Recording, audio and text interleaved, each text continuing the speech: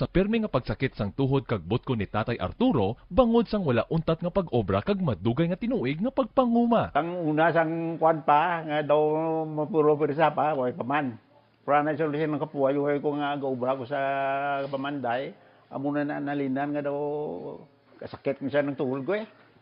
May batyag ko nga mga arthritis na siguro. Siya ka palang nakit na ang mga batis mo kag butkon mo.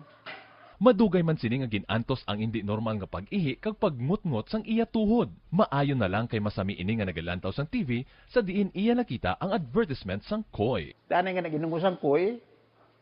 Diktuya nga daw aga ganin lakat ko mayo ibsen di na ko muka kwan sa makaupo sa iban tindog ko diretso.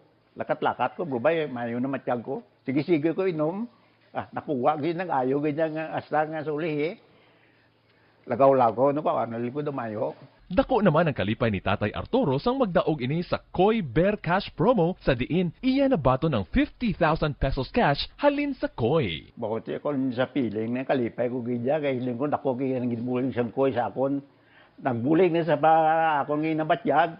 Dako pa yung bulig kay naka ako pa nakadaog sang first prize pa. No side effects. Bifan approved.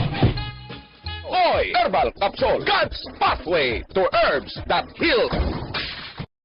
Mahalagang paalaan sa ulo ay hindi kamat at hindi dapat ganti maaring panlamat saan mang way.